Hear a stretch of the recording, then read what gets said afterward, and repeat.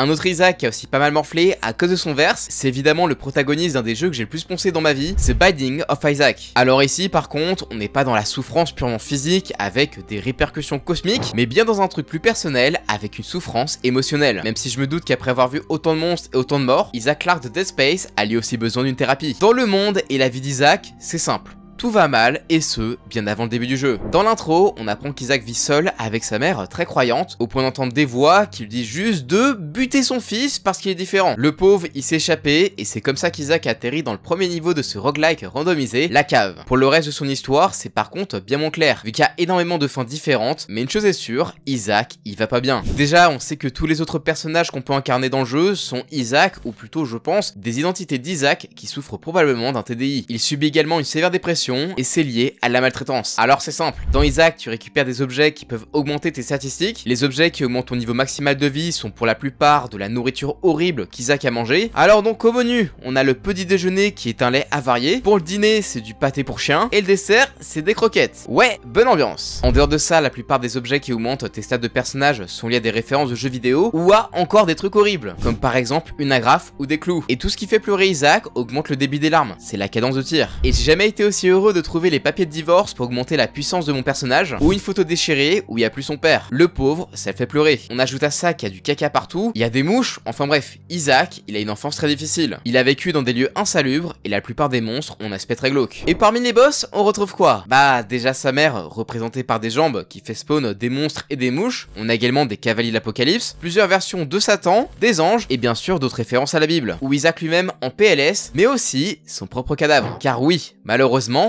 dans la grande majorité des cas, les fins du jeu se finissent par la mort d'Isaac, de diverses manières toutes plus macabres les unes que les autres. Je vais pas toutes les décrire parce que bon, il y en a quand même 16 ou 22 avec repentance, mais je vais les classer dans des grandes catégories. Dans l'épilogue, donc la fin qu'on obtient face à Mom, Isaac se retrouve coincé par sa mère avec le couteau, jusqu'à ce que la Bible ne lui tombe dessus et la tue. Sauf qu'en fait, c'était juste l'imagination d'Isaac, car sa vraie mère arrive, derrière lui, couteau en main. On a aussi les horribles fins avec le coffre qu'on obtient en tuant le boss Mom Earth. Ici, soit Isaac finit par se mutiler des pires façons possibles avec ce qu'il trouve dans le coffre, soit il met fin à ses jours ou finit enfermé dedans. Et parlons du coffre justement, qui revient sans cesse dans le jeu. Isaac a une culpabilité concernant la religion, il a peur de devenir un démon, et on voit d'ailleurs très bien cette peur dans le jeu. On a le choix d'aller du côté des anges ou des démons, que ce soit pour avoir des objets ou pour finir le jeu de différentes manières. Mais Isaac va vraiment mourir dans le coffre, il va juste s'étouffer peu à peu, et tout le parcours d'Isaac est ce qu'il s'imagine. Toute sa souffrance est retranscrite à travers les ennemis, les lieux ou les boss. Même l'un des boss finaux du jeu, Delirium, représente son délire. Isaac va mourir et il va devenir un bébé bleu. Et quand sa mère le retrouvera, il ne restera qu'un squelette. Je parlais des autres personnages qu'on pouvait jouer, on a des références à la Bible et des versions alternatives d'Isaac. On a Isaac de base, son corps mort étouffé. En fait, il n'y a qu'une seule fin qui est vraiment heureuse, où il lui raconte une histoire avec son père. Après, c'est qu'une supposition, mais je pense qu'il atteint le paradis. The Binding of Isaac a un humour très noir et le jeu est vraiment fun et marrant. Il y a plein de références à des jeux vidéo. Vraiment, c'est hyper cool, mais les cinématiques ne sont pas drôles du tout. Ça montre la véritable histoire d'Isaac qui est assez cryptique. Et je pense qu'il faudrait pas être à la place d'Isaac dans le vrai monde ou dans son monde imaginaire qui est juste terrifiant.